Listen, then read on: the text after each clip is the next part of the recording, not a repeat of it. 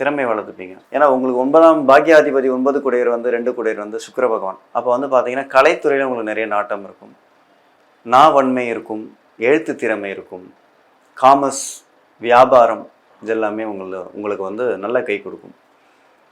இந்த ஆனி மாத பலன்களை பொறுத்த வரைக்கும் பார்த்தீங்கன்னா உங்கள் ராசிநாதனான புதன் பகவான் வந்து ரிஷபத்துலேருந்து மிதுனத்தில் இருக்கார். 10ஆம் இடத்துல இப்போ பார்த்தீங்கன்னா சூரியன், புதன், குரு 3 பேருமே இருக்காங்க. ராசிக்கு 12 குடியர் சூரிய பகவானும் வந்து 10ஆம் இடத்துல உட்கார்றாரு. ராசி அதிபதி 10 குடியரான புத பகவான் 10ஆம் இடத்துல இருக்கார்.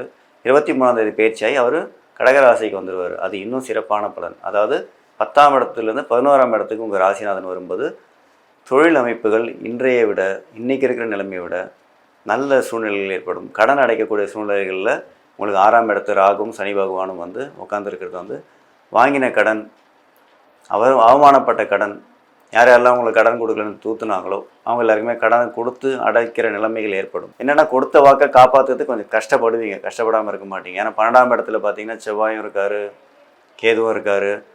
அஷ்டமஸ்தானத்தை இதுவரைக்கும் பயணம் பண்ணிட்டு இருந்த சுக்கிர பகவான் வந்து பார்த்திங்கன்னா 30ஆம் தேதி ஜூன் மாதம் வந்து 9ஆம் இடமான அவர் சொந்த வீட்டுக்கு வர்றாரு.